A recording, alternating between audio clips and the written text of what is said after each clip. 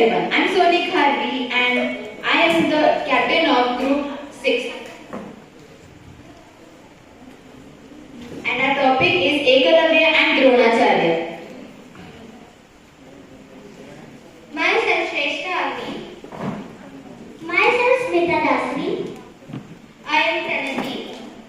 I am Bhageshri Karnikatti. I am Raksha Chaute. Myself Sachin. Myself Pratapati. Myself Srirangi Suryavanshi. Myself O.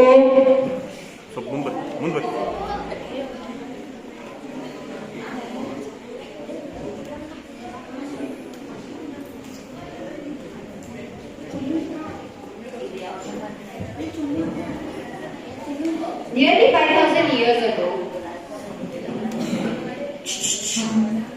in a kingdom called Hastinapur, lived Ekalavya and he was the son of a tribal chief.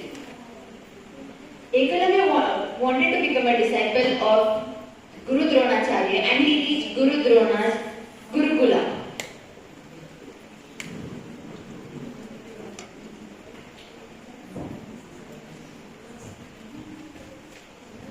ನಮಸ್ಕಾರ ಗುರುಗಳೇ, ನಾನು ಏಕಲವ್ಯ. ನಾನು ಕಾಡು ಜನರ ಮುಖ್ಯಸ್ಥನ ಮಗ.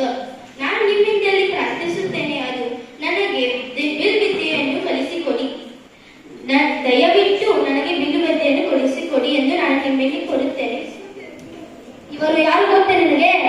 ಇವರು ಹಸ್ತಿನಾಪುರದ ರಾಜಕುಮಾರನಿಗೆ ವಿದ್ಯೆಯನ್ನು ಹೇಳಿಕೊಟ್ಟಿದ್ದಾರೆ. ಇವರಿಂದ ನೀನು ವಿದ್ಯೆ ಕಲಿತೀರ, ಇಲ್ಲಿಂದ ಹೊರಟು ಹೋಗು.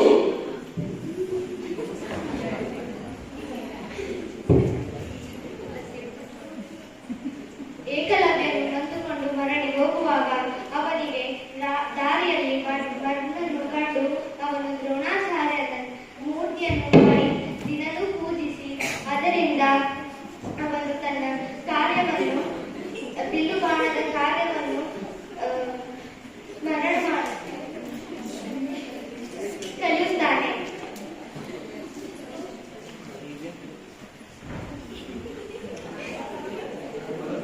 ಆಗ ಒಂದು ನಾಯಿ ತನ್ನ ಸದ್ದು ಮಾಡುತ್ತಾ ಬಂದಿದ್ದು ಅವನಿಗೆ ಬಹಳ ಕಷ್ಟವಾಯಿತು.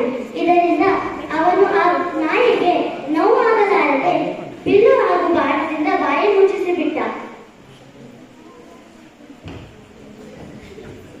ಆಗ ನಾಯಿ ದ್ರೋಣಾಚಾರ್ಯನ ಕಡೆಗೆ ಹೋಯಿತು.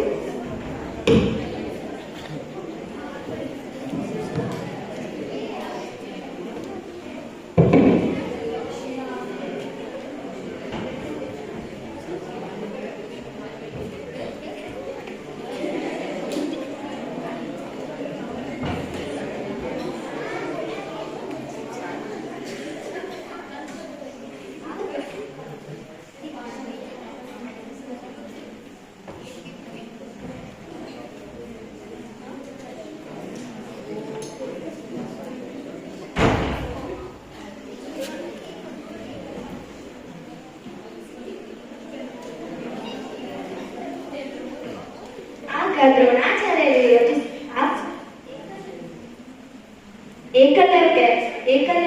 ಅರ್ಜುನನಿಗೆ ಕಲಿಸಿದ ಬಿಲ್ಲವನ್ನು ಏಕಲವ್ಯ ಹೇಗೆ ಕಲಿಯುತ್ತಾನೆ ಎಂದು ಯೋಚಿಸಿದರು.